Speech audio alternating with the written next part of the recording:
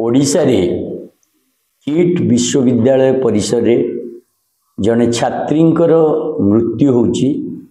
मृत्यु पूर्वरु से विश्वविद्यालय अधिकारी को बारंबार संपर्क करिसेंती जे मो प्रति अन्याय होची आ मोते सुरक्षा दिया जाओ।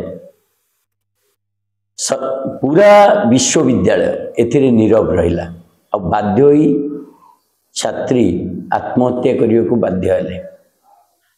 जदि ए घटना घटी नेपाल रे छात्री आत्महत्या करचंती तापर अन्य छात्र छात्री जेतबळे या उपरे विरोध प्रदर्शन करचंती सेतबळे किट कर्तृपक्ष जो परि भाबरे घरोई सिक्यूरिटी गुंडा द्वारा छात्र छात्री को अटैक कले, जो परि भाबरे हॉस्टेल रे छात्री माननकु अति अशालीन भावरे गाली करागला आ कुहागला जे पूरा किट विश्वविद्यालय रो बजेट नेपाल रो बजेट तो अधिक, कारण छात्र छात्री नेपाल रो थिले। यह सीधा सड़क भावे गोटे बेपारी शिक्षा प्रतिष्ठान रो ओडिशा भारतवर्ष तथा यार आंतर्जातिक संपर्क को क्षुण्ण करुवा पदक्षेप। नेपाल रो प्रधानमंत्री यार संज्ञान नेले, ट्वीट कले आ तापरे भारत सरकार और राज्य सरकार तथापि चेता पशिलानी आ किट कर्तृपक्ष को एपर्यंत जवाबदेही करा जाई नाही। जेतबळे प्रश्न उठुची सेतबळे किछि लोक जो माने आर्ग्यू करचंदी जे किट हजार हजार आदिवासी छात्र छात्री को पाठ पढ़ाऊची, सेति पई ए सब घटना को चापी दबा दरकार। ए चापीबा घटना, ये जो घंटो घोड़ाइबा घटना, ये मोदी सरकार रो गोटे नीति हो जाइछि।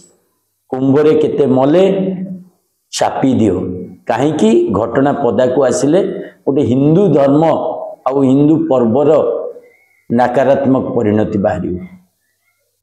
विदेश रु अमेरिका रु भारतीय माने बंधा ही आसिले हाथ गोड़, ताकू कोनोसी न्यूज़पेपर कोनोसी ये देखाओ नहीं, चापी दियो।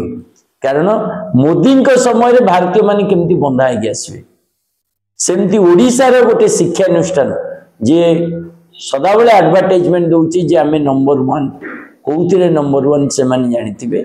आज जेतबले ता परिसर रे परि दायित्वहीनता जुगु गोटे अमूल्य जीवन चलीगला एवं हजार हजार छात्र छात्री को तमे साइंडाई करिगी सीधा सड़क नहीं कि कटक रेलवे स्टेशन छाड़ी देल। का पाखे पैसा नहीं, का पाखे टिकेट नहीं, का पाखे रिजर्वेशन नहीं, से कथा भी चिंता कलेनी।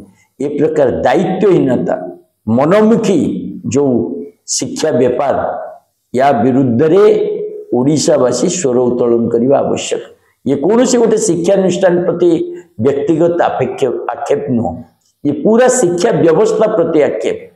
आम आदमी पार्टी विश्वास करे गोटे उत्तम शिक्षा व्यवस्था, सरकारी शिक्षा व्यवस्था जो प्रत्येक छात्र छात्री को बहुत भल शिक्षा मिल पार, किंतु शिक्षा बेपारी आ शिक्षा नाम रे आमे चैरिटी करूचु कहीकि जो प्रकार अनैतिक काम चलची ता विरुद्ध रे आम आदमी पार्टी स्वर उत्तोलन करिवो और राज्य सरकार और केंद्र सरकार को सेति पई जवाबदेही करिवो। तेणु आपण माने या उपरे दृढ़ कार्यानुष्ठान करंतु, निरपेक्ष तदंत करंतु।